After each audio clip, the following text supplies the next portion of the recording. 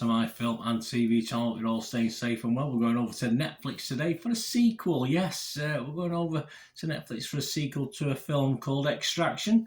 And yes, the sequel is simply entitled Extraction 2. So please go and look at that today. Please, if you're new to the channel, push that subscribe button. Push the bell notifications, everything film and TV information, vlogs, reviews, etc, etc. All your comments are very welcome on this film or anything to do with film and TV. It'd be great to hear from you. And please, if you can press that little thumbs up. I'm trying to get to about 10 likes if I can. It's proving difficult at times. I'm getting between 6 and 8, so please give that little button a press, that little thumbs up button. It'll be very appreciated. Right, Extraction 2, 122 minutes. Flipping out, the first one was long. This is slightly longer. An action thriller directed by Sam Hargrave and written by Joe Russo, based on the graphic novel, actually, Ciudad, C-I-U-D-A-D. And it is a sequel, as mentioned, to the 2020 film Extraction. And Chris Hemsworth, Golshifteh Farahani and Adam Besser reprised their roles. Yeah, so they grabbed them back in for this one. So they have to keep them fairly fit, although possibly the stunt doubles as well were kept fairly fit. With Olga Kurylenko, Daniel Bernhardt, Tinatin Dalakshvili and Idris Elba joining the cast. Yes, don't get over giddy about Idris Elba. He's probably on the screen for about 6 or 7 minutes in total. But he's not one of the action heroes, and it's basically an action film. So just a bit of verbal from old Idris, or Idris, whichever way you say it. It's about after the events of the previous film. It carries on, really. Tyler Rake is assigned to rescue his ex-wife's sister, Ketivan, and her children, who are imprisoned by her gangster husband. He's a nice man. David Radiani in a world's deadliest prison. Yeah, you bring your family to the prison, don't you? Supposedly for the safety, but yeah, we're not too sure about that one. During the extraction, David gets killed and his overprotective brother Zurab, right, pair of nasty buggers these two, sets out to track down Tyler in order to exact revenge. I love this revenge thing, when these guys do stuff willy-nilly and kill everyone, and then they, it's only for revenge. The fact that they've started it in the first place, I mean, where does it stop? But yeah, that's what we get, isn't it? As at the 16th of June 2023, these are all the scores on the doors and comments I'm going to feature today are all at that date, about 1 p.m. UK time. The public like it. Yeah, why not? 88% of Rotten Tomatoes audience are positive, 4.3 out of 5, so that's not too bad. Internet Movie Database, Joe Public, 8.1 out of 10. All right, only 386 scores and reviews.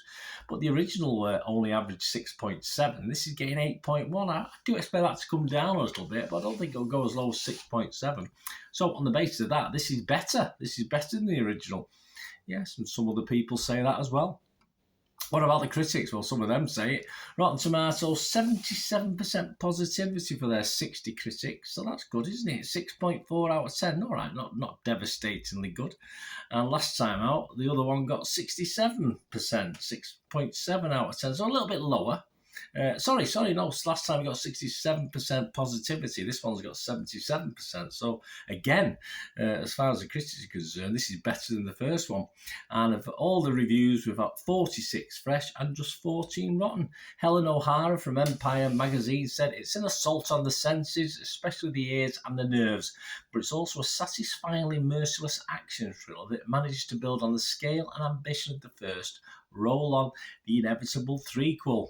Well, I've just been part of a football threequel, but we'll not talk about that on this film channel. Personally, I could do without a third, but it is a worthy sequel to the first, that's for sure, if you like your action. Yes, I got a bit bored with it, to be honest with you. Frank Sheck, Hollywood Reporter, says, suffice to say that if you enjoyed Extraction, you'll have a fine time with this one. Yep. Which in typical franchise fashion bursts its butt, attempting to outdo its predecessor, and as I said, most think it does. So if you're a fan of the original, fill your boots with this one. Not so impressed though, there was some negatives. Peter Bradshaw from The Guardian here in the UK said, the first Extraction was entertaining enough, but this new one is just cynically about extracting the cash. And that sequel's supposed to do that, but many don't improve on it. And as I said, most critics, Peter, say that this is an improvement, so that'll do for the fans, no doubt. The consensus of the website, bigger, bolder, in some respects even better than its predecessor. Extraction 2 is an over-the-top action thriller done right. There you go. Metacritic, the other site we look at, they're not quite as infused. It's only scoring 55 out of 100, so they're a little bit down on this one. That's based on 23 critics. 12 were positive, 7 were mixed, and just 4 negative. So it's still in the positive side. And it scored anywhere between a lowly 20 and 80 out of 100. Films Josh Spiegel, he only gave it 35. He said, there is such a thing as a propulsive, intelligently crafted, no-holds-barred, violent action masterpiece centred around a seemingly unkillable man whose mastery of weapons is endless. That, of course, is the John Wick series. This cannot hope to compete. For me, nothing great about the John Wick series. If you see my thing, I enjoyed the first one. I found it a little bit monotonous after that. The only thing good for me is Keanu Reeves and obviously the hype around it all. This doesn't promise that much more. It doesn't give you Keanu Reeves for a start. Hemsworth, I'm not overly impressed. But it doesn't promise that much, and it more or less delivers, unlike, for me, the John Wick films, which don't always deliver for what you get promised. So there you go. That's my opinion. Chicago Sun-Times' Richard Rupert, he liked it. He gave it 83 out of 100. He said, while Extraction 2 doesn't match the original action thriller from 2020, well, 83. How much did you give the original, Richard? As it embraces so many cliches, I lost count. It's still a rousing international adventure with some incredible battles that will leave you feeling exhausted for the actors and their stunt doubles. This is the kind of movie that leaves it all out there on the field.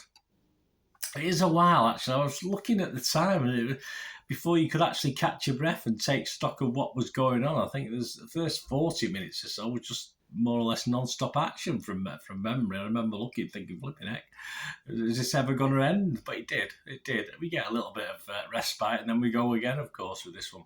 Right, on to my final thoughts. I think you can gauge my opinions from some of that. Last time, with the original Extraction, I went 6 out of 10. Of course, this time I would say fresh if it was Rotten Tomatoes. I would say positive if it was Metacritic. And as with the first, it's far too long for me. I did get bored with it. I'm not a big Hemsworth fan. I've already said that. He doesn't do anything for me. There's no real presence for me with Hemsworth. I have no doubt about his action hero credentials, and he throws himself about, or his double does anyway, at various times, etc. But yeah, I did get a bit wary. I think if not 40 minutes off this, an hour and 20 minutes, it would have been fine. But as I say, I sort of looked to see how long was left. There's like 40 minutes left, and I pretty much had enough.